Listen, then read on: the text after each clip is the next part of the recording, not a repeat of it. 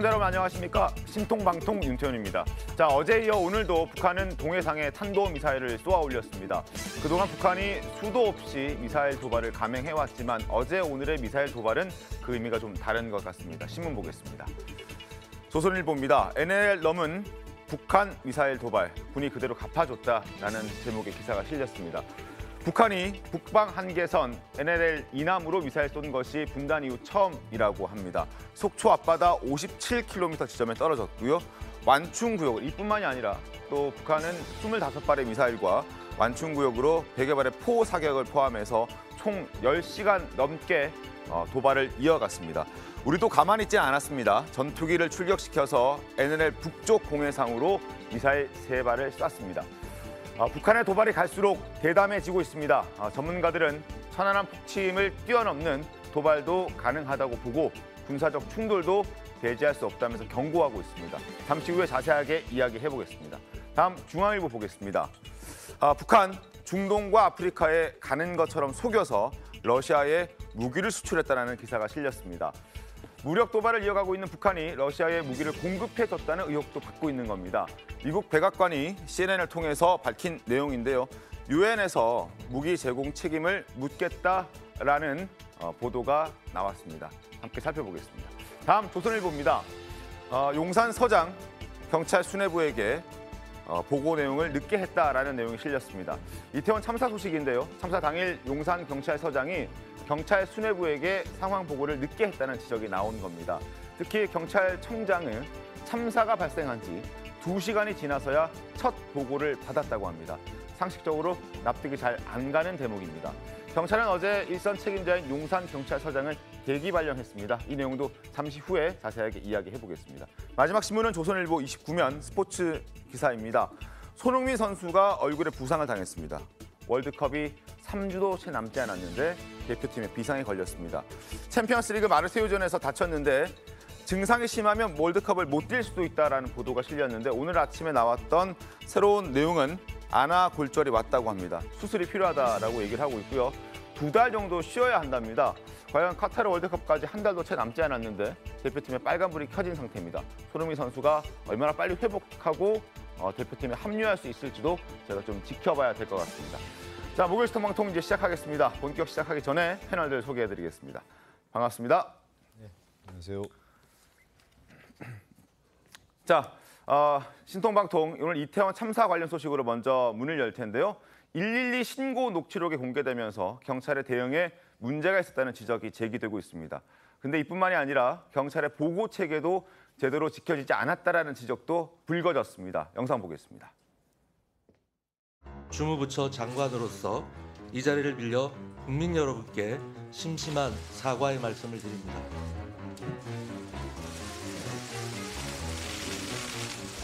이번 사고를 지켜보면서 큰 충격을 받으셨을 국민들께 관계기관장의 한 사람으로서 무거운 책임감을 느낍니다.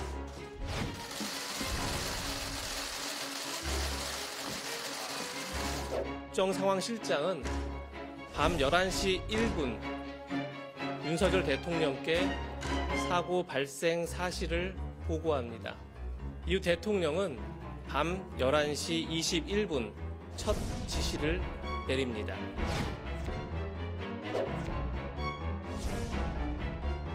또한 부상을 입으신 분들의 빠른 치유를 기원합니다. 관성적인 대응이나 형식적인 점검으로는 국민의 생명과 안전을 온전히 지킬 수 없습니다.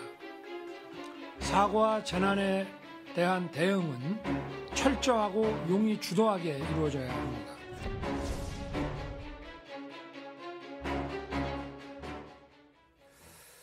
자, 관련해서 신문을 살펴보겠습니다. 윤석열 대통령이 먼저 알았다. 자, 조선일보입니다. 서울청장 1시간 21분 뒤에 사건 발생 1시간 21분 뒤에 서울청장은 확인했고요. 그리고 경찰청장은 1시간 59분, 약 2시간이 지난 다음에 보고를 받았다는 내용의 기사가 실렸습니다. 참사 전에는 대응이 부실했고 참사 뒤에는 보고가 늦었다라는 지적입니다. 자, 경찰 수뇌부 언론보다 늦게 알았다. 윗선인 경찰청장 미온적 태도, 여러 가지 비판의 목소리들이 상당히 많습니다. 시간대별 자세한 상황은 그래픽으로 짚어드리겠습니다. 화면 이어서 보겠습니다. 경찰 지휘부 늑장 보고 드러났다. 10월 29일 사고 발생은 밤 10시 15분이었습니다. 그런데 소방청이 대통령실에 최초 보고한 것은 밤 10시 53분. 그런데 이상민 행안부 장관은 사고 사실을 알게 된 것이 사건 발생 1시간 5분 뒤인 11시 20분이었습니다. 대통령의 첫 지시 11시 21분에 있었는데 대통령보다 늦게 알았다라는 내용을 확인할 수 있습니다. 그리고 경찰들도 마찬가지죠. 밤 11시 36분에 용산서장이 서울경찰청장에게 첫 보고를 합니다. 그리고 경찰청은 대통령실에 상황 보고를 자정이 넘은 시간에 하게 됩니다. 윤희관 경찰청장의 최초 보고된 시점은 더 놀랍습니다. 새벽 0시 14분, 사건 발생 1시간 59분 만에 벌어진 일이었습니다. 어떻게 좀 보셨습니까? 이게 있을 수 없는 일이 발생한 것 같습니다. 그러니까 행정 공백이라고 얘기할 수가 없는, 그러니까 명백한 경찰 내부의 지휘 체계가 완전히 붕괴됐었구나 하는 것을 여실히 나타내고 있는데요. 네. 저는 용산 경찰서장이요. 네. 사고 직후에 현장에 출동을 했습니다. 그렇다고 그런데, 들었습니다. 예. 1시간 20분 후에 서울 경찰청장에게 전화를 했는데 그때 서울 경찰청장은 자택에 머물고 있었고요. 네. 그걸 받지 못하고 2분 후에 다시 전화를 되걸어 가지고 11시 36분인가요? 그때 그렇습니다. 처음으로 알게 됐는데 대통령은 11시 1분에 알게 됐는데 네. 서울 경찰청장이 35분이나 뒤에 알게 된 거를 도대체 어떻게 설명할 수 있을 것인가? 용산 경찰서장은 사고를 인지했는데 왜 1시간 100분 동안 네. 도대체 왜 안 하고 있었는가? 근데 이제까지의 경찰의 매뉴얼이나 이런 걸 보면요. 네. 경찰서장은요. 자기 관할 지역에서 사망 사고가 나면요. 네. 실시간으로 서울 경찰청장에게 보고를 해야 됩니다. 그게 그런데 매뉴얼인 거죠? 이거는 단순 사망 사건도 아니고 참사입니다. 네. 여러 사람이 희생됐습니다.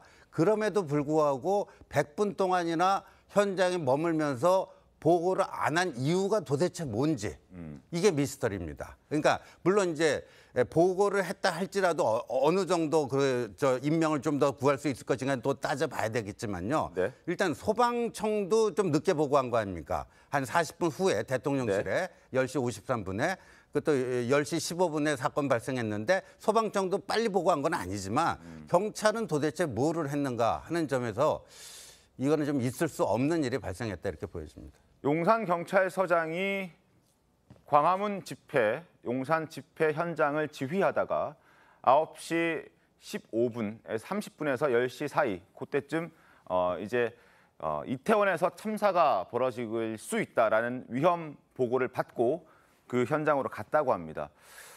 늑장 보고가 됐다는 지적은 피할 수 없겠지만 조금 저희가 이해를 하는 측면에서 바라본다면 박성준 의원님, 너무 큰 사건이 벌어졌기 때문에 현장 지휘를 하느라 정신이 없어서 보고를 못했다. 이렇게도 볼 수 있을까요? 이제 그런 내용들을 포함해서 제가 총체적으로 좀 한번 말씀드리고 싶은데 국가는 국민의 생명과 재산을 보호하기 위해서 가장 중요한 게 뭐냐면 위기관리입니다. 위기관리. 크라이시스 매니지먼트라고 하는 건데 이 크라이시스 매니지먼트 위기관리는 두 가지가 있어요. 첫 번째는 선제적 대응이에요. 네. 그러니까 이때 이태원에 수많은 사람이 올 거라고 생각하지 않았습니까? 네. 그랬을 경우에는 어떻게 조치하겠냐라고 하는 선제적 대응이 있어야 되는데 이것이 이제 없다라는 것이 가장 큰 질책인 거고요. 네. 또 하나가 뭐냐면 두 번째 발생했을 때는 사후적 조치가 있어야 되는 거예요. 그러니까 위기관리에서 이 선제적 대응과 사후적 조치에서 가장 또 중요한 게 뭐냐면 보고 체계인 겁니다. 네. 이 보고가 잘 이루어져야 위기관리를 할 수가 있는 건데 지금 대통령실도 그렇고 경찰서도 그렇고 모든 지휘 체계가 보고 체계가 무너졌다라는 게 가장 큰 결정적인 하자인 것 같아요. 그러니까 뭐냐면 이 보고 체계라는 게 왜 중요하냐면 네. 국민의 생명과 재산을 보호하기 위해서는 예를 들어서 전쟁이 일어났을 경우 외침이 일어났을 때 보고가 잘 이루어져야 되는 거고 두 번째는 내란이 일어났을 경우 국내 혼란이 일어났을 경우 네.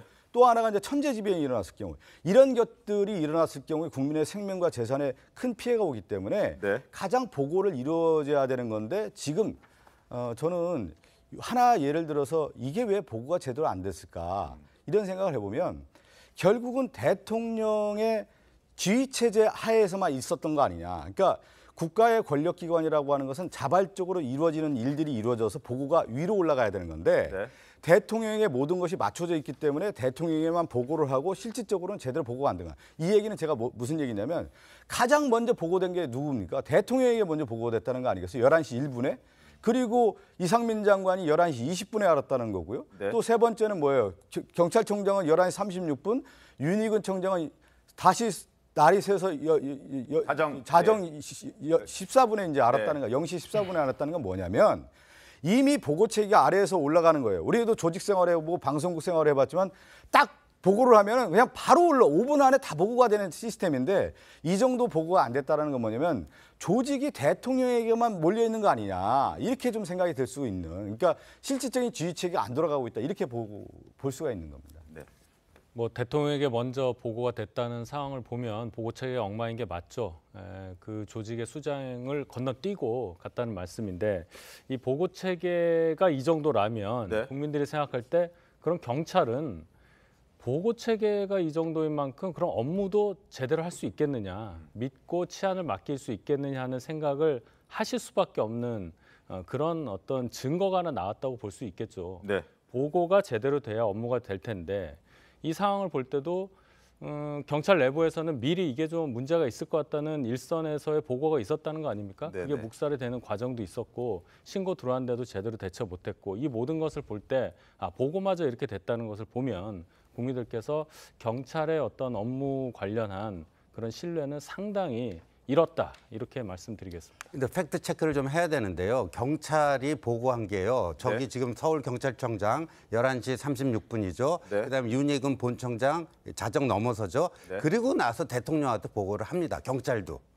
그러니까 상향식으로 보고를 합니다. 근데 대통령이 이미 11시 01분에 소방청 라인을 통해서 대통령실 국정상황실을 통해서 보고 받았어요. 그러니까 정확하게 팩트를 체크합시다. 그러니까 소방청 라인으로 보고된 거, 경찰로 보고된 거, 경찰 보고는 그 상향식으로 올라갔는데 대통령이 이미 다 알고 있는데 그 뭐 2시간 후에 대통령한테 경찰은 보고한 겁니다. 요게 팩트입니다. 예. 어쨌든 경찰의 현장 대처 그리고 상부 보고가 제대로 이루어지지 않았다는 비판은 피할 수 없을 것 같습니다. 그리고 그러는 사이에 피해는 걷잡을 수 없이 커졌습니다. 사고 발생 4시간 전에 경찰에 처음 신고 전화를 했던 그 최초의 신고자 목소리를 들려드리겠습니다. 저는 이미 내려와갖고 저희 딸하고 남편하고 기다리면서 너무 무서웠었고 근데 1번 출구에서 나오는 인파를 보니까 다 웃으면서 그 골목으로 올라가는 걸 보고서는 이제 정말 무서웠죠. 저 위에 얼마나 많은 사람들이 정체돼갖고 꼼짝도 못하는데 1번 출구에서 어마어마한 인구가 올라와서 그 골목으로 올라가는 걸 보니까 이제 끔찍한 생각이 들어서 전화드렸습니다. 저는 떨리면서도 전달하려고 지금 이 상태로 제 톤을 나름 노력해갖고 전화를 드렸거든요. 근데 경찰분은 또 그분의 직업이 늘 저처럼 다급한 사람들이 전화를 거는 거니까 담담하게 받으신 거라 생각했습니다. 담담하게 받으셨어요. 저도 그 무서운 상황을 공포감을 느끼고선 전화를 한 거거든요. 일반적 불편 신고로 치부됐다는 거는 첫 신고자 입장에선 상당히 속 상하실 것 같아요. 많이 상하죠. 지금 목소리 들려드린 신고자뿐 아니라 당시 경찰에 신고했던 모든 신고자들이 얼마나 급박하고 또 간절한 도움을 요청했겠습니까? 신고 전화가 빗발치기 시작했을 때 경찰의 출동만 제대로 했더라면 하는 그런 아쉬움이 남는 것은 어쩔 수 없는 것 같습니다. 경찰을 향한 비난 여론도 커지고 있습니다. 경찰 내부에서도 비난 여론 때문인지 몰라도 서로 책임 공방이 벌어지고 있는 분위기입니다. 관련해 신문 보겠습니다. 국민일보입니다. 용산서 기동대 경력 지원을 요청했다라고 얘기를 하고 있습니다. 그러나 서울경찰청이 이를 거절했다라고 주장을 하고 있거든요. 그러나 서울경찰청은 또 얘기가 다릅니다. 공식 요청 자체가 없었다라고 반박을 하고 있습니다. 부실 대응 때문에 용산서장이 대기발령 상황에서 서로 어떤 책임을 좀 회피하기 위해서 서로 책임을 떠넘기는 듯한 그런 목소리가 좀 느껴지는 그런 국민일보 보도였습니다. 실제로 이태원역을 무정차해야 하느냐 마느냐를 놓고도 경찰과 교통공사가 지금 진실 공방을 벌이고 있는 그런 상황이기도 한데요. 경찰 내부에서 이런 움직임이 있습니다. 김재진 변호사님 어떻게 좀 보셨습니까? 네, 뭐 지금 이제 용산 경찰서하고 이제 서울청하고 관련 이제 어떻게 대응했냐 관련해서 좀 갈등이 있는 걸로 알고 있는데 제가 볼 때는 지금 이렇게 내부 지금 사태를 수습하는데 지금 우선해야 할 경찰 측에서 이렇게 네. 지금 내부적으로 갈등을 일으키고 있는 것만으로도 굉장히 좀 국민들이 보기에 안 좋지 않나 생각이 들고요. 네. 그래서 뭐 최종적으로는 누군가 책임을 져야 되겠지만 당장은 경찰 내에서도 이런 내부적인 어떤 알력 싸움보다는 전체적으로 사태를 수습하고 또 이런 원인을 찾는 데 집중하는 게 좋지 않나 이렇게 생각합니다. 알겠습니다. 경찰 내부 이제 감찰도 이루어지고 있고요. 경찰의 수사도 이루어지고 있습니다. 결과에 따라서는 책임 대상이 좀 달라질 수 있겠지만 지금 김재진 변호사 말씀해 주신 대로 어떤 누군가는 책임을 져야 할 겁니다. 일단 용산 경찰서장이 대기 발령이 났습니다. 용산 경찰서장의 책임으로 일단락이 될 수 있을까요? 저는 그렇게 끝나선 안 된다라고 봅니다. 지금 포커스가 경찰에 굉장히 많이 맞춰져 있죠. 네. 그런데 일단 보고 체계에도 문제가 있었다라고 지금까지 이야기가 나왔고 이상한 게 한두 가지가 아닙니다. 대통령은 사고 거의 직후에 보고를 받았다는 거 아니겠습니까? 밤 11시에 직후에 11시 또 1분. 예, 네. 지시를 내렸다는 겁니다. 그런데 경찰청장이 1시간이 지나서 했다? 그럼 대통령은 누구에게 무슨 지시를 했는지 정확하게 밝혀야 됩니다. 경찰을 뛰어넘는 지시라는 게 이런 사고 국면에는 있을 수가 없는 겁니다. 그렇다면 구체적으로 컨트롤 타워 역할을 해야 되는 대통령실이 무엇을 했고 대통령께서는 어떤 지침을 내렸는지 이런 부분까지 하나하나 밝혀져야 되고요. 지금 오늘도 용산 파출소에서 근무하시는 분이 방송 인터뷰를 했습니다. 네. 25일부터 경비 인력을 지원해달라고 끊임없이 요청했다는 거예요. 왜냐하면 코로나 국면이 잠잠해지면서 대규모 인파가 쏟아질 걸로 예상되는 이번 코로나 할로윈 행사였습니다. 그렇기 때문에 일선에서 정말 현장을 점검하는 경찰들은 끊임없이 요구를 했는데 왜 그런 부분이 되지 않았는지. 그날 또 집회가 있었는데 행자부 장관께서도 언급하셨지만 많은 인력이 이른바 윤석열 퇴진 집회에 대해서 이걸 경비하는데 소모된 건 아닌지 하나하나 짚어야 되고요. 서울시 안전관리 예산 상당히 많이 삭감했습니다. 6% 이상을 삭감했습니다.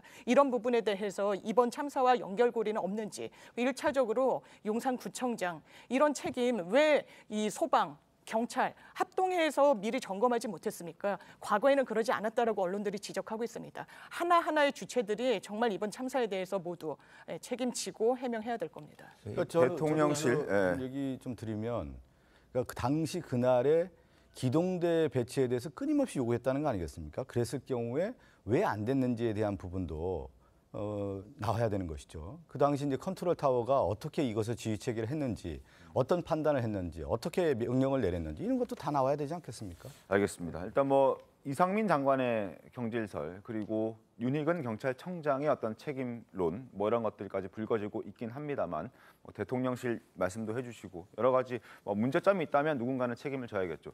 그리고 경찰 수사 결과를 좀 지켜보고 누구에게 책임을 물어야 하는지도 좀 저희가 신중하게 좀 얘기를 나중에 해보도록 하겠습니다. 일단 경찰은 어제 이임재 용산경찰서장을 대기 발령시켰습니다. 또 원인 규명을 위해서 서울경찰청과 용산경찰서 등 8곳을 압수수색하고 했습니다. 그러나 일각에서는 경찰이 과연 수사를 제대로 할 수 있을까 하는 그런 지적들도 있습니다. 중앙일보 보시죠. 검찰이 지금 발이 묶인 상태입니다. 검수완박 법안 때문에 대형 참사에 대해서 직접 수사를 할 수 없는 상황이어서 합동본부를 차릴 수도 없는 상황입니다. 그래서 경찰이 수사를 하고 있는 그런 상황인데 이를 두고 말들이 좀 나오고 있습니다. 경찰이 어느 정도 책임을 져야 하는 이런 상황에서 그 책임을 지고 있는 또 무거운 책임을 져야만 하는 경찰이 수사를 하는 것이 과연 옳은 것이냐라는 지적들이 나오고 있습니다. 대형 참사 직접 수사권이 사라졌기 때문에 어쩔 수 없는 그런 상황, 이태원 참사를 수사하지 못하는 상황, 대검은 경찰 자체 조사를 좀 지켜보겠다라는 얘기를 하고 있긴 합니다만 아마 많은 국민들이 걱정을 하고 있는 것 같습니다. 한동훈 법무부 장관도 어제 법사에 출석하면서 관련된 얘기를 좀 했습니다. 목소리 들어보겠습니다. 그 이태원 참사 경찰 대응 관련해서 경찰이 자체 감찰, 자체 수사한다 그러는데 셀프 아니냐 우려 많거든요. 법무부나 검찰 쪽 대응책이 좀 있을까요? 경찰이 그 사안에 대해서 투명하고 엄정하게 수사한다고 어제 말하는 걸 제가 봤고요. 그 이상으로 제가 특별히 아는 건 없습니다. 다만 지난 검수완박 법률 개정으로 검찰이 대형 참사 관련해서 직접 수사를 개시할 수 있는 규정이 빠졌습니다. 이 사안은 여러 가지 원인들이 결합된 참사고 그 범위가 넓기 때문에 지금 현재 수사 개시 규정으로는 검찰이 직접 수사 개시하는데 한계가 있어 보이는 면도 있습니다. 어제 경찰에 신고 들어간 녹취록 보셨는지 모르겠는데요. 경찰 출동 대응이 좀 미흡했다라는 지적도 있는데 대단히 엄정하고 투명한 수사가 필요한 사안이라고 생각합니다. 자, 검수완박 법안을 통과시킬 때도 이런 우려는 있었습니다. 과연 검찰의 수사권을 모조리 빼앗는 것이 옳은 것인가? 정작 대형 참사가 벌어지고 나니 검찰 수사에 대한 좀 아쉬운 점이 드러나고 있는 것 같습니다. 신조 의원은 어떻게 보셨습니까? 그러니까요. 그러니까 팔은 안으로 굽는다고요. 국회에서도 여야가 싸우다가도요. 국회의원 징계가 나오면은 팔은 안으로 굽습니다. 그래갖고 솜방망이 처벌을 하고 검찰에서도 검찰총장의 지휘를 받지 않은 특임검사 이런 거 임명하지만 특임검사에서 제대로 성공한 케이스가 없습니다. 그런데 이제 그 작년 1월 1일부터 이게 검경 수사권 이거 1차 조정이 돼갖고 검찰이 직접 수사할 수 있는 6대 범죄 안에 대형 참사가 있었는데 올 6월에 문재인 전 대통령 임기 말기에 민주당이 강행 처리한 검수완박 법안으로 대형 참사를 직접 수사할 수가 없게 됐어요. 그런데 한 가지 여지는 있었습니다. 이게 우리 보면요. 경찰의 범죄 행위는 검찰이 수사할 수 있게 하고 검찰의 범죄 행위는 공수처나 경찰이 수사해서 상호 견제할 수 있는 이 시스템이 있습니다. 그런데 그것도 문재인 정권 때 이 형사소송법에 어떻게 또 바꿔놨냐면요. 경찰이 먼저 영장을 신청할 경우에는 검찰이 개입할 여지가 없습니다. 근데 어제 압수수색 했잖아요. 그럼 영장이 발부됐다는 얘기 아닙니까? 그러니까 경찰의 범죄 행위에 대해서 현재로서는 검찰이 개입할 여지가 전혀 없습니다. 경찰의 수사가 끝나고 이거를 송치해야지만 그때 가서 뭐 보안 수사를 지시하거나 그러니까 이렇게 되는 겁니다. 근데 지금 제일 그러니까 이게 이번에 이게 비상 대응 시스템이 이게 제대로 작동 안 했다. 근데 제일 문제가 지금 현재 드러나고 있는 곳이 경찰이에요. 근데 경찰 내부의 문제점을 경찰이 과연 제대로 밝혀낼 수 있을 것인가 하는 이제 의문이 남는 거죠. 저는 이제 이번 정부 들어서 가장 큰 특징이 책임을 지지 않는 거고 남 탓하는 것 같아요. 제가 이번 정부는 왜 이렇게 남 탓을 하고 자기 문제화되지 않는지 좀 걱정이 되는데 이번에도 마찬가지입니다. 제가 이거 문제가 돼서 한번 여쭤봤어요. 검찰 출신의 저희 의원들도 있고 그래서 법률위원장한테도 물어봤더니 현행 검찰청법에 따르면 경찰 공무원의 범죄 그와 관련돼 있는 사건은 경찰 공무원이 아니어도 검찰이 직접 수사가 가능하다. 검찰이 직접 수사가 가능하다는 거예요. 그리고 또 하나 경찰의 대처, 이와 관련된 지자체, 소방 등의 대처 문제가 있다면 모두 검찰이 직접 수사할 수가 있다고 합니다. 수사할 수 있다고 합니다. 왜 이렇게 이 문제를 다른 쪽으로 이렇게 돌리는지 저는 모르겠고 가장 중요한 건 진실규명 아니겠습니까? 사건 조사 아니겠습니까? 여기에 집중하면 되는 것이지 지금 이 문제가 돌려서 검찰이 수사 못한다. 어떻게 수사를 못하겠습니까? 직접 수사 가능한데. 이렇게 저는 호도해서는 안 된다 이렇게 말씀드립니다. 아니 형사소송법을 제가 분명히 얘기하겠는데요. 그거 맞아요. 검찰청법 제4조에 경찰의 범죄를 검찰이 수사할 수 있게 돼 있는데 아까 제가 단서 조항을 얘기했잖아요. 형사소송법에 경찰이 그걸 먼저 착수를 해갖고 영장이 신청된 상태에서는 검찰이 그걸 가져올 수가 없다는 그 얘기를 제가 드리는 겁니다. 그러니까 정확하게 팩트 체크하고 좀 발언해 주십시오. 대형 참사인 경우에 떠나서 이걸 얼마든지 할 수 있는데 뭐 지금 이거 그래서 수사 안 할 겁니까? 안 한다는 겁니까? 그러면 다 수사해서 조사해야 되는 거 아니겠습니까?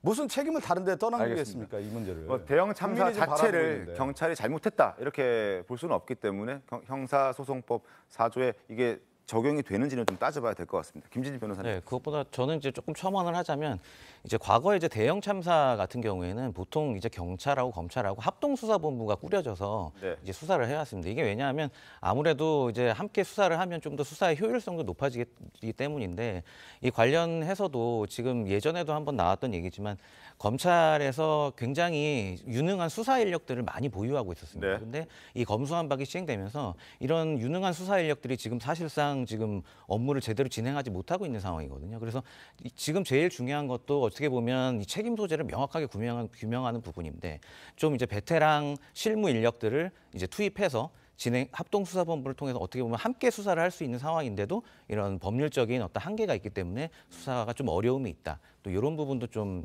알아둬야 할 것 같습니다. 알겠습니다. 경찰이 검찰보다 수사를 못한다 이런 얘기를 하겠다는 게 아니라 어쨌든 검수완박 법안 이후로 대형 참사에 대해서 검찰이 직접 수사할 수 없게 됨으로써 검찰과 경찰이 함께하면 더 시너지 효과가 나지 않겠습니까? 그걸 못한다는 아쉬움이 있다라는 부분을 지적해드리고 싶어서 중앙일보를 소개해드렸습니다. 자, 어찌됐든 이런 내용들이 있었는데 야권 일각에서는 또 이런 지적도 나오고 있습니다. 이태원 사고의 책임론을 한동훈 장관이 져야 한다라는 지적이 나왔습니다. 어떤 이들이 이런 주장을 했는지 들어보겠습니다. 의아한 것 중에 하나가 마약 수사를 담당하는 사법경찰 79명이 투입됐다는 거거든요. 137명 중에서도 사람들 눈에는 경찰로 안 보였겠죠, 당연히. 당연히 안 보이죠. 경찰 혼자 판단하지는 않았을 거 아닙니까? 마침 대검에서 불과 그 2주 전에 마약과의 전쟁 한동훈 장관이 선포했거든요. 그 우선순위가 달라졌다고 할 때 그 안배를 그쪽에 둔 거 아닙니까 혹시? 엉뚱한 데 신경 쓰느라고. 마땅히 관심을 가졌어야 될, 마땅히 예견했어야 될 위험 요소를 예측하지 못했다. 마약과의 전쟁 이런 것도 의도를 순수하게 안 봅니다. 성과를 보여줄 수 있는 분위기를 만들려는 걸로 보이고 범죄와의 전쟁 분위기로 몰고 가는 거죠. 사실상 계엄령 분위기로 검찰 주도 분위기로 정부를 끌고 가려는 거죠. 윤희석 대변인님, 일단 중요도를 제대로 따지지 못했다. 마약보다 이태원 할로윈 축제를 관리하는 게 더 우선순위였어야 된다라고 얘기하면서 한동훈 법무부 장관의 책임론을 제기합니다. 어떻게 보셨습니까? 박성준 의원이 이 정권은 왜 이렇게 남 탓하냐고 그러시는데요. 저분들 지금 누구 탓하시는지 한번 보십시오. 마약 수사를 강조한 한동훈 장관의 얘기하고 이번 참사가 무슨 관련이 있다는 건지 모르겠어요. 아마 들어보니 마약 수사를 강조하는 것은 결국은 어떤 정권의 어떤 통치, 네. 이 권한을 강화해서 뭔가 분위기를 조성을 해서 뭔가 끌고 가려고 하는 의도가 있었던 게 아니냐, 순수성을 의심하고, 두 번째는 마약 수사하는데 인력이 빠지니까 네. 이런 경비 인력 관련한 부분에 있어서 소홀함이 있지 않았냐는 얘기인데, 경찰 내부의 마약 수사 인력하고 네. 이런 경비 인력하고는 전혀 다르게 별도로 운영되고 있는 거 다 알고 있는 얘기고요. 황운하 의원은 경찰 출신이니까 훨씬 더 잘 알 거 아닙니까? 그런데도 저런 얘기하고 있고, 그다음에 한동훈 장관이 마약 수사, 지금 마약이 2018년도 대비해서 3년 동안에 마약 사범이 30% 늘어났고 네. 학생 사범은 2배가 넘게 늘어났는데 그거 강조한 거 하고 지금 이 사건하고 전혀 관련이 없는데도 한동훈 장관 탓하고 있잖아요. 그럼 결과적으로는 뭐냐? 이 참사를 가지고 또 정치 공세하는 거예요. 또 한동훈 장관을 타겟으로 해서 또 스토킹하고 있는 겁니다. 장민 변호사님. 단순한 그냥 사실상 스토킹이라고 폄훼할 의혹 제기가 아닙니다. 지금 경찰에서 뭐라고 설명했습니까? 137명의 통상적으로 관리할 수 있는 인력을 파견했다라고 했습니다. 현장에. 그런데 이 137명이 경비 인력이었습니까? 아니었습니다. 거의 대부분이 사복경찰이었다라고 내부 경찰들도 이야기하고 있습니다. 마약사범 그리고 몰카범, 그 현장에서 경비, 치안 당연히 했어야죠. 맞는 겁니다. 그런데 거기에 치중하느라고 경비 인력이 제대로 지원이 되지 못했던 점을 하는 겁니다. 지금 부패, 경제 등이라고 했을 때 법무부에서 어떻게 했습니까? 마약 범죄를 검찰이 할 수 있는 이 경제 범죄의 카테고리에 넣었습니다. 이게 맞지 않는 거라고 많은 지적이 있었지만 어쨌든 마약 범죄에 대해서 직접 수사권을 가져가면서 거기에 대한 성과를 혹시 이번 참사가 있기 전에 할로윈 이런 축제를 계기로 성과를 내려고 했던 거 아니냐라는 문제 제기가 있는 겁니다. 여기에 대해서 왜 답변을 못합니까? 그리고 한동훈 장관은 대통령이 애도기간 선포했는데 지금 검수완박법 이게 이야기해야 되겠습니까? 애도와 관련해서 어떤 의미인지 모르는 것인지 되묻지 않을 수가 없습니다. 근데 실제로 마약 관련된 그 사안들은 현재 굉장히 좀 심각한 문제로 대두가 되고 있습니다. 이게 왜 문제가 되냐면 예전에는 마약이 어떻게 보면 이제 그냥 즐기는 용도로 사용이 된다. 약간 향응 이런 용도로 마약이 받아들여졌다면 최근에는 10대 또 20대를 중심으로 약간 마약이 생활화되는 굉장히 위험 징후를 보이고 있어요. 특히 이제 요즘 유행하는 페타닌이나 이런 마약들은 소위 말해서 학생들이 이거 마약 이게 어떻게 기존 마약 같은 그런 효과를 가지는 게 아니라 이거 먹으면 공부 잘 돼. 이런 식으로 약간 아이들을 유도해가지고 지금 심각하게 지금 10대 사이에서도 마약이 번지고 있는 상황이라 정부가 마약 관련된 단속을 진행한다, 요거를 엄단한다 이 부분은 사실상 굉장히 정책 방향은 잘 잡은 겁니다. 제가 볼 때 문제는 이 건전한 어떤 정책이 잘못됐다면 당연히 건전한 어떤 정책에 대한 비판은 필요하겠죠. 그런 거 하고 단지 한동훈 장관이라는 이유로 단지 한동훈 장관 본인에 대한 어떤 그냥 비판을 하기 위한 비판이 계속되고 있는 거 아닌가? 요 두 가지는 좀 구분이 돼야 될 것 같습니다. 저번 주에도 여기에 이제 가장 핵심은 뭐냐면 헬로윈데이에 수많은 인파가 몰렸을 경우에 가장 중요한 게 뭐냐면 교통 통제, 그다음에 신호체계 질서 유지란 말이에요. 그러면 질서 유지와 신호체계 이걸 하기 위해서는 누가 필요하냐면 우리가 얘기한 기동대도 필요하고 경찰이 필요한 거예요. 정복을 입은. 근데 지금 이것도 이제 진실 규명이 저는 반드시 돼야 된다고 봐요. 137명이 그 당시 투입이 됐다고 하는데 137명 중에 과연 정복 입은 경찰이 아니고 우리 같이 평상복을 입은 사법경찰이었다고 하면은 과연 질서 유지를 할 수 있는 기능이 있느냐. 없다고 볼 수밖에 없는 거 아니겠어요? 그랬을 경우에 이 문제가 왜 이렇게 됐는지, 이런 결정이 왜 있는지 진상규명이 당연히 돼야 된다. 그런 차원에서 얘기했다. 그런 차원에서 문제 제기를 했다고 보면 되는 겁니다. 알겠습니다. 지금 예, 말씀하십시오. 예, 지금 용산 경찰서에서는 서울 경찰청에 지원 인력을 요청을 했다. 근데 서울 경찰청은 아니다. 이게 진실 공방이 벌어지고 있잖아요. 그러니까 그거는 이제 밝혀질 겁니다. 제대로 뭘 했는지. 근데 용산 경찰서장이 서울 경찰청장에 1시간 21분 후에 보고를 했으니까 용산 경찰서가 제대로 지원 인력을 요청했는지도 한번 정확히 팩트 체크를 해봐야 되는데 137명이 투입된 건 맞잖아요. 근데 요번에 거기 이태원 할로윈 그 인파가 뭐 13만 명 정도로 지금 추정이 되고 있고 조금 더 많을 수도 있다 이런 얘기도 있습니다만 예년에 많이 올 때 10만 명 정도가 왔었어요. 예, 요번에 그러니까 30% 늘어난 건데 그때 이제 투입된 경찰 인력 보면 요번에 투입된 137명의 절반도 안 됐는데 그때는 사고가 안 났습니다. 그래서 우리가 냉정하게요. 저는 그 지원 경찰 인력이 안 왔기 때문에 사고 예방에 실패한 것인지 137명으로도 충분히 해결 가능했는데 그걸 못한 것인지 이건 굉장히 따져봐야 될 대목 아닙니까? 근데 제가요. 그 해밀턴 호텔 앞에 도로가 몇 차선입니까? 4차선 아닙니까? 예, 그러면요. 137명으로도 설사 지원 요청을 했는데 안 왔다 할지라도 해결할 수 있었다고 생각을 해요. 저는요. 이 4개 차선 있잖아요. 그 교통 통제를 하는 겁니다. 차량 통제를 해가지고요. 2개 차선에 보행을 할 수 있게끔. 인파들이 도로로 나와서 보행할 수 있게끔. 그 해밀턴 호텔 앞에 그 폭 3.2m, 그 골목 40m, 거기서 참사가 발생한 거 아닙니까? 그리고 인도에는, 도로변 인도에는 그러니까 T자형으로 이렇게 밀집이 된 건데 그거를 도로로 나오게끔 터줬으면요. 그게 가능한 겁니다. 근데 그 조치를 왜 안 했느냐? 그러니까 지원 인력이 안 왔기 때문에 뭐 거기서 문제의 원인을 찾는 것도 중요하지만 그 자체적으로 할 수 있는 일을 왜 못했냐? 이것도 규명해야 됩니다. 알겠습니다. 저희가 지금 굉장히 신중하게 얘기를 해야 하는데 왜냐하면 이미 사건이 벌어졌고 그 결과를 놓고 역순으로 지금 무엇이 잘못됐다, 무엇이 아쉽다 이런 얘기들을 하고 있는 상황이지 않습니까?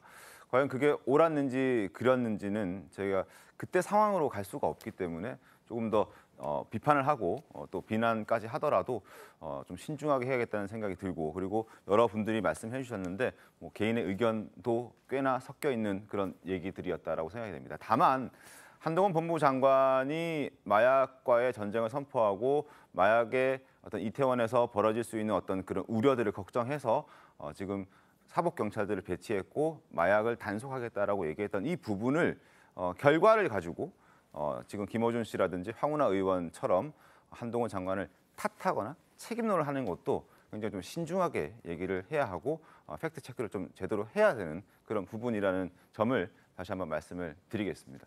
자, 이처럼 민주당의 강공 모드가 더욱 커지고 있는데 이태원 참사에 대한 애도 모드에서 이제는 대정부 공세 모드로 전환이 된 것 같습니다. 관련해서 신문을 보겠습니다. 중앙일보입니다. 동아일보입니다. 야권에서는 이렇게 얘기하고 있습니다. 이상민 행안부 장관, 윤익은 경찰청장을 파면하라라고 목소리를 내고 있습니다. 여권 일부에서도 이런 주장에 동의하는 사람도 꽤 있는 것 같은데요. 그리고 윤 대통령에게 이제 경질을 요구하고 있죠. 이재명 대표는 책임질 사람이 책임져야 한다. 정의당 역시 윤 대통령 사과도 요구하고 있습니다.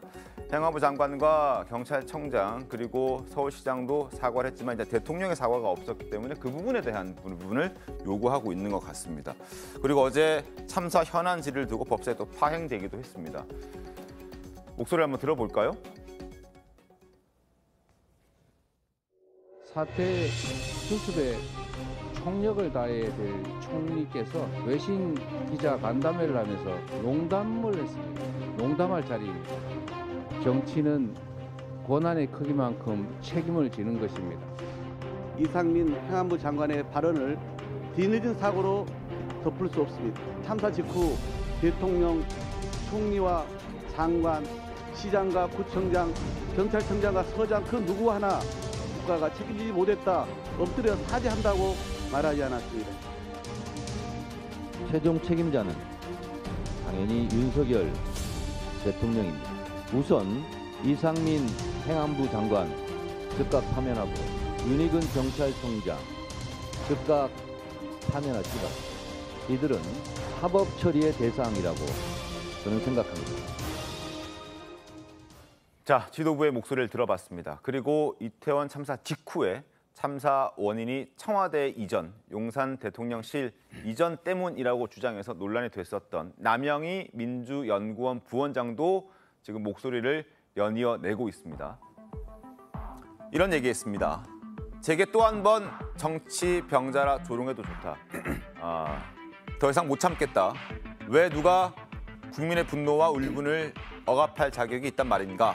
똑똑히 보시라. 모두 살릴 수 있었다. 이게 나라인가? 라고 비판의 목소리를 내고 있습니다. 신조 의원님 어떻게 보셨습니까?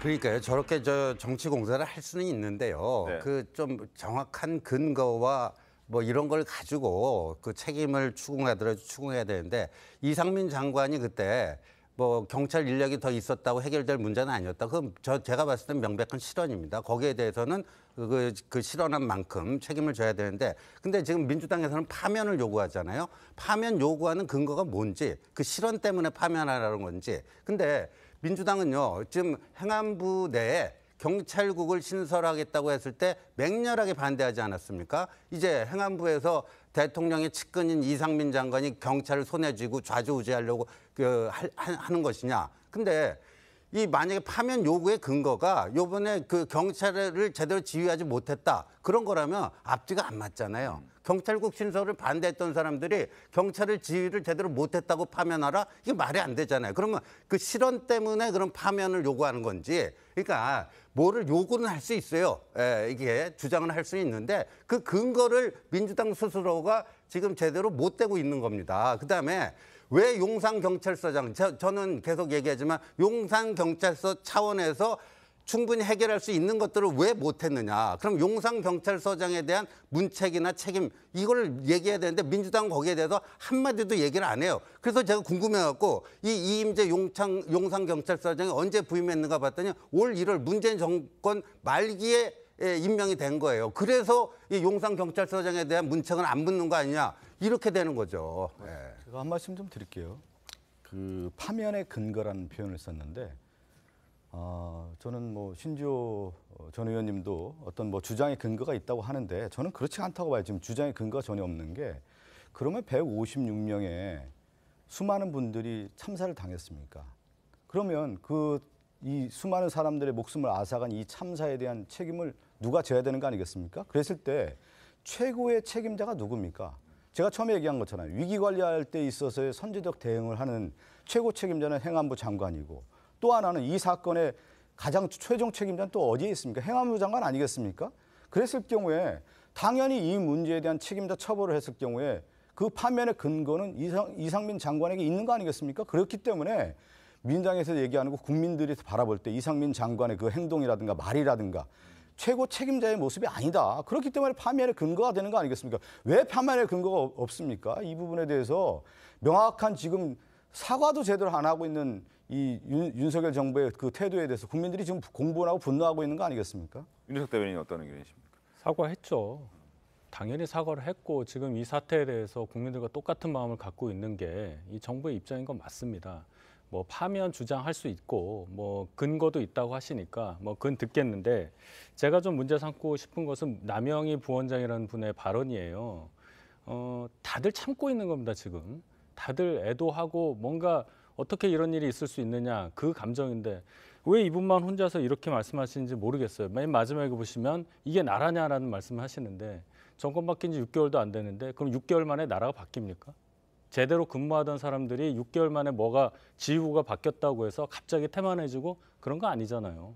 전형적인 정치 공세고 이런 식으로 얘기를 하면 세월호 때도 마찬가지인데 제 개인적인 생각입니다만은 이런 식으로 정치적인 공방으로 넘어가면 가장 중요한 희생자 그리고 유가족에 대한 어떤 애도 그분들에 대한 어떤 배려 이런 것들은 다 사라지고 결국은 정치 공방으로 끝난다. 세월호 이후에 8년 지났는데 아직도 그 부분은 완벽하게 안 됐다고 저는 봐요. 이번 참사도 마찬가지로 우리가 정확하게 봐야 된다 이렇게 생각합니다. 알겠습니다. 파면을 요구하고 있는 민주당인데 이런 메시지도 나왔습니다. 신문 보겠습니다. 중앙일보입니다. 민주당이 지금 윤희석 대변인께서 세월호를 언급해 주셨는데 민주당도 이건 세월호급 파장을 간다 이렇게 얘기를 하고 있습니다. 그리고 이태원 참사 최소 2년은 갈 이슈다라고 주장을 하고 있습니다. 자, 여권에서는 경찰 책임론 꼬리 자르기 뭐 이런 얘기도 나오고 있는 그런 상황인데 일각에서는 사정 정국을 뒤집을 기회라고 판단하고 있다라는 목소리까지 나오고 있습니다. 장윤 변호사님, 네. 세월호급 파장이다. 최소 2년은 갈 이슈다라고 민주당에서 얘기하고 있는데 어떻게 좀 보셨습니까? 사실 이 파장이 장기화되는 데 있어서는 지금 저는 정부의 대처 능력이 굉장히 근본 원인이라는 생각이 듭니다. 윤석열 대통령이 후보 시절에 어떤 말씀을 하셨냐면요. 기본적으로 위험 상황이 발생했을 때 국민의 안전을 지켜주는 것이 정부의 기능이라고 그랬습니다. 그러면서 전 정부를 향해서 이 정부는 그 국가의 존재 이유를 설명해내지 못했다라고 했는데 고스란히 그 동일한 잣대로 이번 정부가 어떻게 하고 있는지 되짚어볼 필요가 있습니다. 지금 6개월 만에 많은 게 달라졌냐고 말씀하시는데요. 우리 폭우에 대해서 많은 국민들이 돌아가셨습니다. 그때도 대통령의 아니란 태도에 대한 비판의 목소리가 나왔었죠. 지금 156분이 돌아가신 거는 참사입니다. 이 정부 어떻게 규정했습니까? 사고라고 이야기했습니다. 희생자라는 표현 쓰지 말라 그랬습니다. 사망자라고 하려고 했습니다. 이렇게 이번 참사를 축소하려고 하는 이 정부에 대해서 국민들이 묻고 계시는 겁니다. 민주당이 묻는 게 아닙니다. 국민들이 이 부분과 관련해서 어떤 해법을 내놓을 것인지, 재발 방지는 어떻게 할 것인지, 그리고 법적인 책임이 왜 없습니까? 재난안전관리기본법에 따르면 국가, 지자체, 모든 국민의 생명과 안전을 담보해야 되는 최종 책임자라고 명시적으로 규정하고 있습니다. 경찰 역시 마찬가지입니다. 이 부분에 대해서 왜 해명을 하지 못합니까? 알겠습니다. 근데 지금 뭐 정부에서 나오는 워딩 자체가 뭐 간혹 조금 이제 미숙한 얘기도 있긴 했지만 어쨌든 대통령께서도 이제 국민의 생명과 안전에 관한 문제에 대해서는 무한 책임이 있다라는 워딩을 이제 말씀을 하시고 최종적으로 뭐 이런 책임 관련 소재를 명확히 하고 계신데 제가 볼 때는 지금 어쨌든 공식적인 애도 기간이고 그리고 먼저 누군가의 책임을 묻기 전에는 법적인 절차도 마찬가지지만 어디에 원인이 있는지를 판단하는 게 우선입니다. 그래서 정확한 팩트 체크와 도대체 이 사안이 언제 어떻게 일어났고 어떻게 전개가 됐는지 이런 걸 판단하는 게 지금은 우선이라고 보이고 이런 약간의 어떤 정치적인 워딩을 좀 계속 강조하면서 이런 문제들을 정치적으로 끌고 가려는 정치 공세로 끌고 가려는 부분은 좀 지양해야 될 시기가 아닌가 그렇게 생각합니다. 알겠습니다. 자, 중앙일보 다시 한번 보시죠. 세월호급 파장이다. 지금 조금 전에 윤희석 대변인께서 이게 오래되면 결국에는 정쟁만 남을 것이다라고 얘기를 해주셨습니다. 그렇다면 2년 동안 갈 이슈다라고 민주당이 주장을 한다면 결국 이 이태원 참사라는 건 빨리 어떤 아픔을 씻어내고 치유하고 다시 새로운 삶으로 나아가야 될 텐데 미래를 향해 나아가야 될 텐데 이걸 2년 동안 붙잡고 있겠다. 시기상으로 봤을 때 내후년이면 총선이 있습니다. 총선 때까지 좀 끌고 가겠다. 뭐 이런 의도로 해석을 해도 괜찮습니까?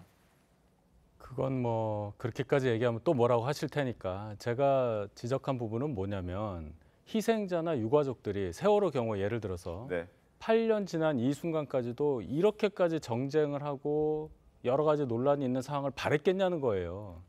야당에서 뭐 특정 분을 거론할 수는 없겠지만 어떤 그런 상황을 이용을 해서 정치적으로 계속 끌고 가서 정치적인 이득을 얻고자 하는 행위가 있었기 때문에 정작 추모하고 배려를 받아야 될 그런 대상들에 대한 진정한 마음은 없어지고 이걸 떠오르게 되면은 뭔가 너무 복잡한 상황만 떠오르게 되는 그런 상황 아니겠습니까? 이번도 마찬가지예요. 지금 세월호급 파장이다. 2년은 갈 거다. 이 얘기가 뭐겠습니까? 결국은 이걸 가지고 정치적인 이득을 얻겠다는 거예요. 저는 그런 시도에 대해서 단호히 반대한다. 이 말씀을 드리는 겁니다. 알겠습니다. 지금 뭐 윤희석 대변인이 지금 말씀하셔서 단호히 반대한다 하니까 제가 한 말씀만 더 붙이면 이렇게 해야 되는 거예요. 정부 여당이 국가의 존재 이유를 설명해야 되는 겁니다.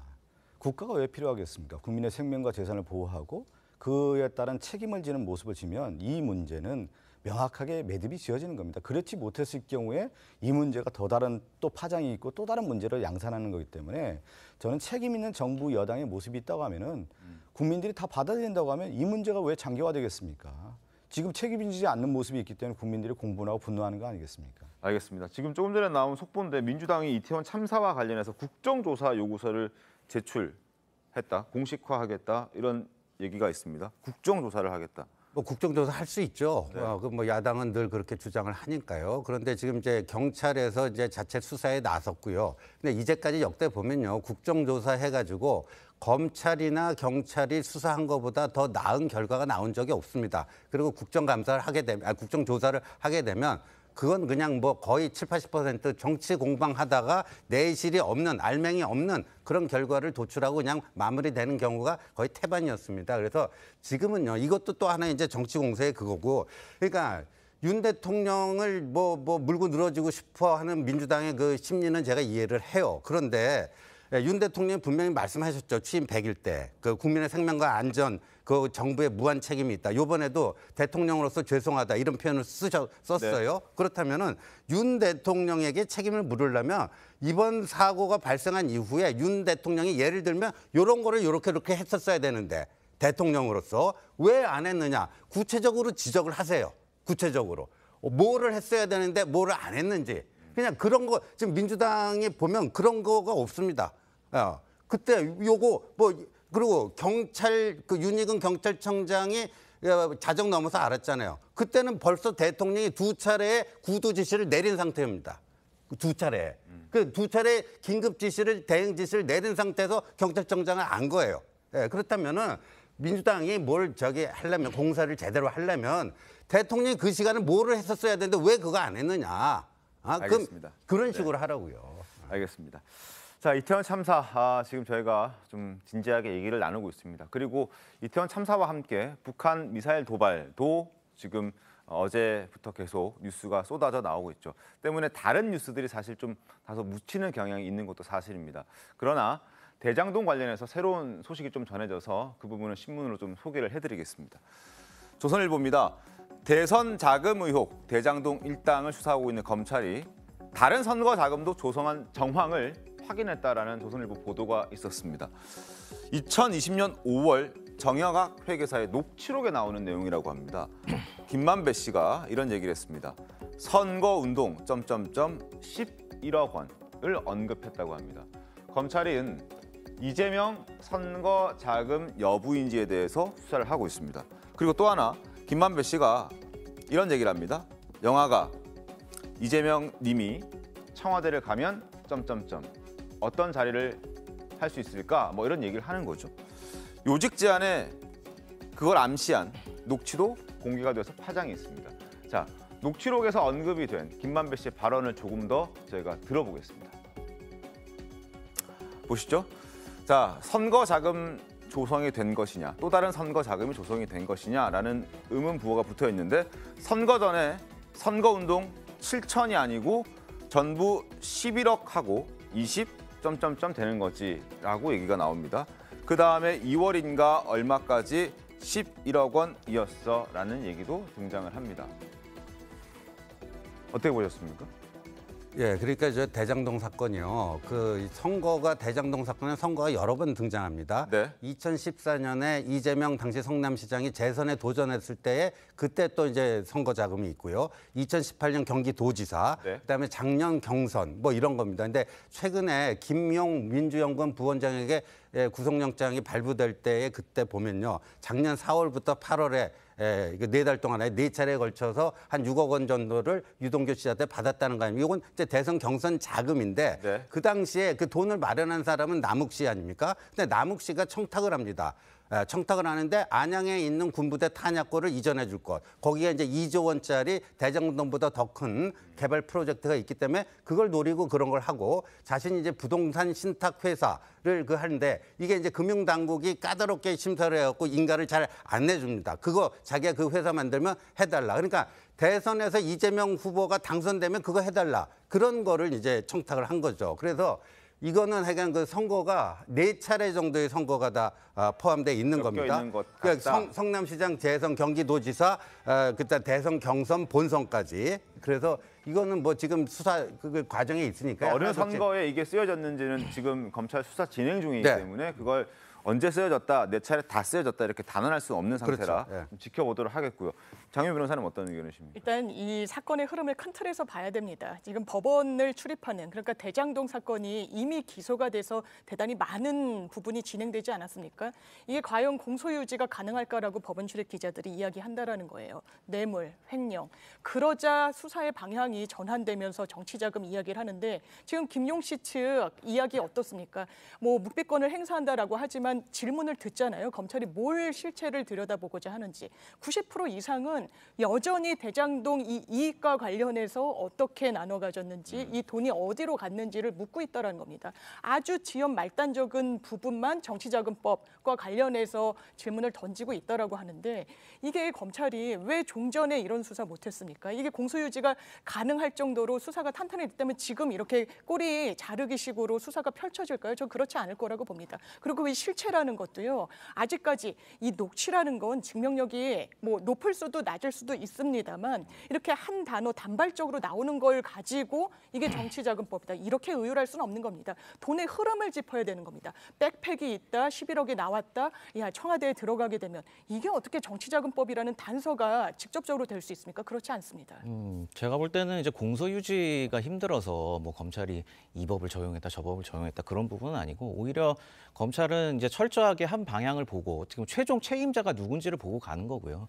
그렇게 하다 보니까 이제 법 적용 뇌물죄나 이런 개인의 범죄로 갈 경우에는 어떻게 보면 꼬리 자르기식 수사가 될 수가 있기 때문에 그렇게 아니라 최종적으로 이 책임을 누가 져야 되냐. 그 선에서 지금 그 흐름을 이어가는 게 바로 정치자금법이고요. 좀 전에 말씀해 주셨지만 뭐 지역적인 부분을 좀 수사를 한다 했지만 실제 수사를 보면 어떤 하나의 어떤 팩트가 모든 진실을 드러내는 경우는 사실 거의 없습니다. 그래서 형사사건을 보면 뭐 지역적이라고 말씀하시고 그 부분은 맞긴 맞지만 여러 가지 뭐 법적으로는 간접 사실이라고도 하는데 이런 사실들을 다 종합해서 우리가 퍼즐을 맞추듯이 하나의 실체적 진실을 파헤쳐 나가는 과정이거든요. 이건 너무나 당연한 수사 기법이고 요거 관련해서 뭐 이게 사실 좀 문제가 있다 이런 부분은 좀 어려울 것 같고 그리고 아까 말씀 잘 해주셨지만 시기적으로 2013년도에 이제 대장동이 본격적으로 시작이 되면서 네. 2014년 또 이재명 대표가 어떤 정치적으로 급성장하던 시기지 않습니까? 그렇기 때문에 사실 지금 얘기가 나온 이런 그 기존 선거 자금 부분, 이 부분도 상당히 이재명 대표와의 연관성이 있다. 이 부분은 합리적인 추론이라고 저는 보여집니다. 돈의 흐름을 얘기를 많이 했는데 돈의 흐름을 보면 되는 거죠. 이 대장동은 원래 실질적으로는 특혜라고 하는 부분, 이제 뇌물성에 대한 부분으로 수사가 진행된 거 아니겠습니까? 뇌물성 이제 수사로 진행이 돼서 실제 돈이라고 하는 것이 50억 클럽이 등장했단 말이에요. 김만배라고 하는 중심 인물에 의해서 돈이 50억이라고 하는 것들이 돈의 물증들이 다 나왔단 말이에요. 그 수사는 제대로 되고 있지 않고 어느 날 갑자기 뇌물, 이 특혜 이런 내용이 아니라 선거 자금과 정치 자금으로 지금 돌아갔단 말이에요. 그것도 누구에 의해서냐면 과거의 녹취록이라든가 유동규의 진술만으로 지금 나오고 있단 말이에요. 그리고 그것을 검찰에서 하나하나 이제 언론을 플레이하면서 언론에 흘려주면서 이것들이 이제 국민에게 이제 그 전달되고 있는 모습인데 실질적으로 실체적 진실이 지금 규명되고 있는지 그냥 단순하게 언론 플레이를 하고 있는지 저도 좀 헷갈릴 정도란 말이에요. 그랬을 경우에 과연 검찰의 수사의 의도성이 어디에 있는 거냐. 과연 특혜 의혹이 아니라 이재명 당대표를 위한 당대표만의 수사로 진행된 거 아니냐. 이렇게 비춰질 수밖에 없는 거 아니냐. 이렇게 해석이 되는 겁니다. 녹취록의 의미에 대해서 전혀 반대로 해석을 하시네요. 지금 50억 클럽 얘기하시는데 무슨 물증이 있다는 거예요? 녹취록에 있어요. 그래서 수사가 돼서 곽상도 전 의원이 재판받고 지금 있는 거 아니겠습니까? 근데 수사가 잘 되지 않고 있다고 얘기를 하고 지금 이 녹취록, 오늘 나온 녹취록 관련해서는 녹취록의 증거 능력에 대해서 의문을 갖는 말씀을 하십니다.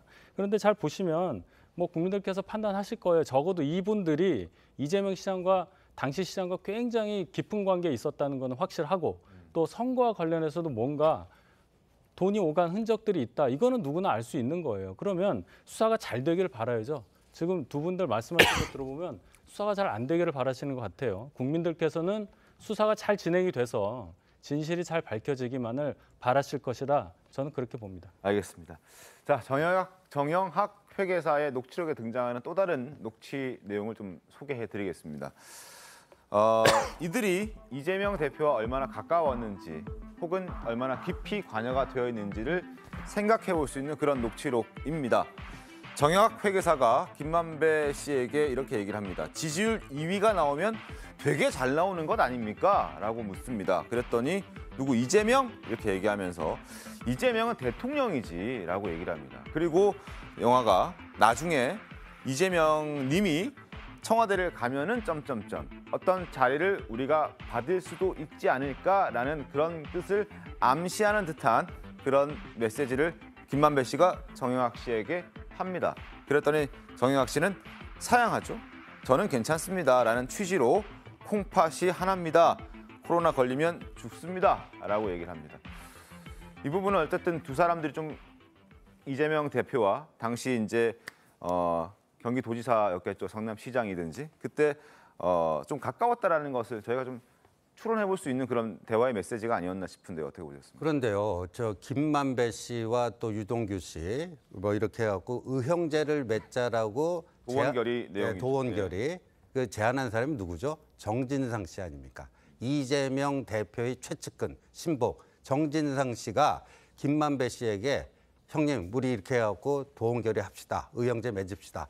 그리고 이거는 대장동 그때 뭔가 이제 성남시청의 행정처리가 지연됨으로써 그게 진도가 안 나가고 있을 때 그 이후로 대장동 개발이 굉장히 순조롭게 잘 풀립니다. 그래서 저런 지금 얘기가 아주 특수관계였다라는 거 아닙니까? 저 녹취록의 저 내용은 대장동 일당과 이재명 쪽 사람들이 특수관계였다 그 얘기인데 그거를 먼저 의형제 맺고 도원결의 하자고 한 사람이 정진상 씨다. 이것만 얘기하겠습니다. 알겠습니다. 그리고 유동규 전 본부장 지금 석방돼서 지금 재판을 받고 있는 상황이죠. 클라우드 비밀번호를 검찰에게 알려줬다라는 내용도 보도가 됐습니다. 그리고 그것을 토대로 검찰은 또 수사를 하고 있는데 어떤 단서를 찾아낼지도 지금 이 사건에서는 굉장히 중요한 포인트입니다. 유동규 전 본부장 목소리 들어보겠습니다.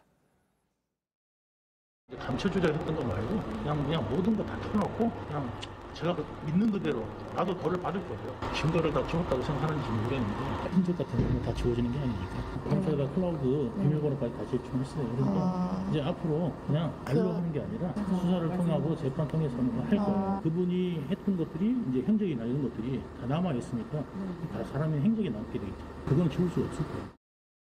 자, 그리고 김용 민주연구원 부원장 구속이 돼 있는 상태인데 관련해서 신문을 좀 보겠습니다. 김용 부원장이 어제 구속 후 처음으로 가족 접견했다는 기사가 실렸습니다. 그동안에는 수사 때문에 가족을 접견할 시간도 없었고 그게 좀 힘들었다라고 얘기를 하는데 기소를 하기 전 접견을 허가했고 가족들을 만났다고 합니다. 그리고 김용 부원장이 수차례 요청한 부분을 이제 검찰이 받아들여줬는데 과연 심경의 변화가 생길까에 대한 질문을 서울신문은 던지고 있습니다. 뭐 어떤 변화가 있을 수 있습니까, 장윤 변호사님? 사실 심경의 변화라는 건 마치 뭔가 진실을 본인이 열지 않고 있다, 의도적으로 그런 게 전제된 개념 아니겠습니까?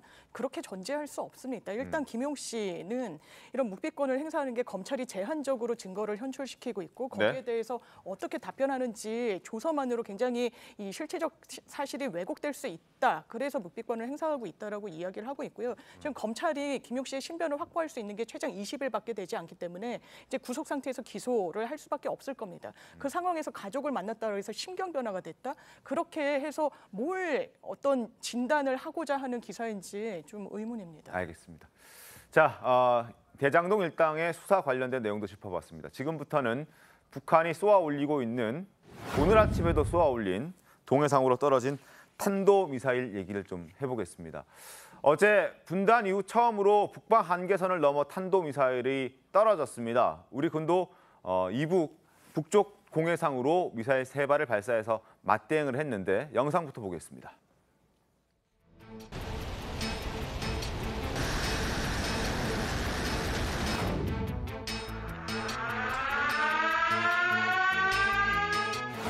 분단 이후 처음으로 NLL-2단 우리 영해 근접에 떨어진 것으로 단호히 대응할 것을 천명합니다.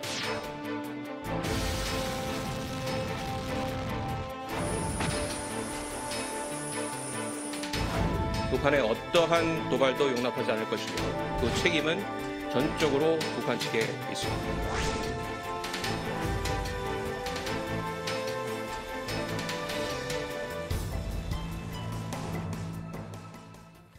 자, 어제 북한이 발사한 미사일의 개수가 28발이라고 합니다. 그리고 포 공격도 있었는데 100여 발의 포를 발사했습니다. 그런데 오늘 아침에 또 2발을 쏘아 올렸습니다. 윤희석 대변인님, 이렇게 북한이 연이틀 공격한 적이 자주 있는 건 아니잖아요? 없죠. 그리고 NLL 이남으로 이렇게 탄도미사일 발사. 이건 분단 이후 처음이고. 그렇죠. 결국은 제가 판단할 때는 북한이 자신감이 넘친다. 즉 9.19 합의도 넘는 거 아니겠습니까? 파기하는 건데 결국은 핵 보유국이라는 지위를 갖고 미국과 담판하겠다는 그런 의지, 또 그것이 실현 가능하다. 그런 자신감을 가지고 이런 도발을 계속하고 있다 이렇게 봅니다. 상당히 이제 걱정되는 것은 이제 북한의 그 위기 이제 뭐 예를 들어서 7차 핵실험에 대한 가능성뿐만 아니라 지금 미사일 발사를 계속하고 있지 않습니까? 네네. 지금 걱정되는 이런 거예요. 북한이 쏘고 또 우리도 쏘고 또 저쪽도 쏘고 그러면 이게 뭐냐면 비례적 대응이라고 하는 거거든요. 정비례적 대응이라고 해서 이 비례적 대응은 하나 쏘면 2개 쏘고 2개 쏘면 4개 쏘고 4개 쏘면 8개 쏘고 이렇게 되는 상황으로 좀 가고 있는 건데 이렇게 비례적 대응만이 최선이냐 이 부분에 대한 것들을 한번 고려해 볼 필요가 있다. 이제 우리가 북한에 대한 분명히 도발하는 거에 대해서는 강한 응징을 해야 되는 거 그리고 한미연합훈련을 통해서도 우리가 그것을 대응하는 거 아니겠습니까? 그렇지만 다른 외교력이라든가 실질적으로 조치할 수 있는 게 무엇인지 이런 것도 다각적으로 고려해야지 지금 이 순간에 비례적 대응의 경우에 한반도 위기가 고조가 되고 실제 한국 경제가 상당히 좀 어려운 거 아니겠습니까? 이랬을 경우에 한반도의 긴장이 더 고조가 됐을 경우에 경제는 또 어떻게 될 거고 총체적으로 저는 바라봐야 된다. 이런 말씀들을 저는 북한의 대응에 대해서는 강력하게 대응을 하지만 이 한반도를 둘러싼 부분에 대한 경제뿐만 아니라 이런 전체적인 외교까지도 다 생각을 해서 국가의 총체적 관리가 들어가야 되는 거 아니냐 이런 말씀을 드리고 싶습니다. 알겠습니다. 비례적 대응, 북한이 쏘았다고 해서 우리도 똑같이 쏘지는 말아야 한다라는 그런 뜻이 아니고요. 진짜? 그런 비례적 대응 자체가 계속됐을 경우에 한반도의 긴장 고조가 더 되고 결국은 뭐로 오냐면 경제 위기가 오는 거고 네네. 이것을 우리가 바라보는 전체적인 어떻게 관리해야 되는 부분도 생각을 해야 된다는 말씀입니다. 안보적인 측면에서 지금 이제 의원님 말씀해 주신 것처럼 뭐 에스컬레이션 효과 같은 걸 우려하시는 것 같은데 조금 다른 측면도 살펴볼 필요가 있습니다. 이제 국제법상 국가책임법상에 어떤 대응 조치라는 개념이 있습니다. 이게 뭐냐면 상대방이 어떤 국제 의무를 위반했을 때 이 의무 위반을 이제 일시적으로 멈추기 위해서, 그러니까 상대방의 행동을 이제 멈추게 하기 위해서 이제 그에 상응하는 대응 조치를 취할 수 있다. 이런 게 이제 국제법상의 원칙이거든요. 그렇기 때문에 말씀 주신 것처럼 뭐 1대1 또 2대2 폭탄 수로 이렇게 대응을 하면 물론 이제 이게 긴장이 고조되는 효과도 있겠지만 우리가 어느 압도적인 군사력을 통해서 한 번만 제대로 대응을 해준다고 하면 이제 국제법상 명시되어 있는 대응 조치처럼 상대방의 어떤 안 좋은 행동을 멈출 수 있다. 이 점도 좀 이제 유념을 했으면 좋겠습니다. 알겠습니다. 자, 그리고 어제 북한이 미사일을 쏘아 올리면서 울릉군에는 공습 경보가 발령이 됐었습니다. 그런데 이 부분에서도 논란이 될 만한 일들이 있었습니다. 신문 보겠습니다. 울릉군 공습 경보에 주민 재난 문자 안 보내고 공무원만 대피했다라는 보도가 실렸습니다. 자, 공무원들이 사무실에서 일을 하다가 컴퓨터 창에 뜬 실제 상황, 즉시 대피 바람 이런 메시지를 확인했고 공무원들이 그 이후에 울릉군 민들에게 일단 상황을 전파해야 하는데 그러지 않고 그냥 본인들은 대피를 했다는 겁니다. 그리고 난 다음에 한 3, 4분 뒤에 다시 돌아와서 별일 없으니 돌아와서 국민들에게 관련 내용들을 전파했다는 건데 좀 어이없다는 생각이 듭니다. 공무원들이 국민들을 위해서 신속하게 본인이 설령 조금 희생이 되더라도 빨리 국민들을 대피시키는 메시지를 보냈어야 되는데 그러지 못했다는 점은 좀 그러니까 저거는 뭐 변명의 여지가 없는 것 같습니다. 네. 그 우선순위가 바뀐 거죠. 일반 주민들을 먼저 대피를 시킨 다음에 본인들이 그 맨 나중에 대피를 해야 되는데 자기들 먼저 저렇게 해놓고 한 건데 저는요 북한이 이번에 이걸 쏘면서 그 명분으로 든 게 비질런트 스톰 그 한미 연합 공중 훈련을 왜 하냐 거기에 대해서 항의하는 의미에서 이제 이걸 쐈다 이렇게들 얘기를 하는데 저는 뭐 그런 명분도 있겠지만요. 진짜 북한의 속셈은 뭐냐. 지금 토요일 밤 12시까지 우리 국가 애도 기간 아닙니까? 국가 애도 기간이라는 걸 이태원 참사는 없다는 걸 김정은이 모르겠습니까? 알고 쏜 겁니다. 요 국가 애도 기간에 쏜 거예요. 이걸 우리가 잘 봐야 됩니다. 그러니까 이렇게 대참사의 국민적 슬픔과 뭐 이런 속에서 이거를 6.25 전쟁 이래 처음으로 탄도미사일 NLL 이남으로 쐈다라는 건 이건 뭐냐.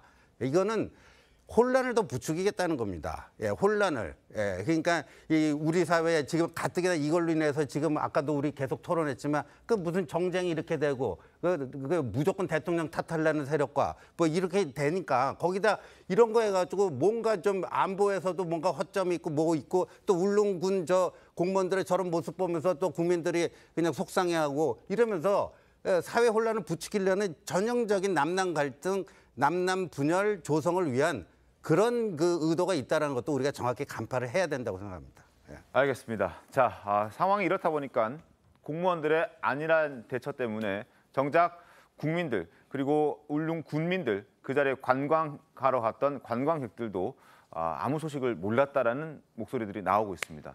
들어보겠습니다. 중앙정보통제 시스템에서 저희 손을 거치지 않고 바로 올려놓은 거거든요. 사이렌만 올리니까 저희도 확인하는데 좀 시간이 걸렸고요. 아침 출근길에 사이렌 소리가 울리길래 우리는 무슨 상황이지 하고 놀란 마음에 있었는데 민방위 훈련인 것 같기도 하고 북한에서 미사일 발사를 했다는 소식을 우리가 외지인들을 통해서 듣거나 아니면 아침 뉴스를 통해서 방송을 통해서 우리가 접하게 됐고 저 산 쪽에서 막 소리가 들리는 거예요. 그래서 저희는 민방위 훈련하는 줄 알고 나중에 기사를 보니까 공무원분들은 무슨 대피소 가서 대피했다는데 관광객들은 하나도 모르는 거예요. 자, 그리고 북한의 미사일 도발 때문에 이런 만평도 등장했습니다. 함께 보시죠. 중앙일보 만평인데요. 지금 이번 주 토요일까지 국가 애도 기간입니다. 11월 5일 자정까지.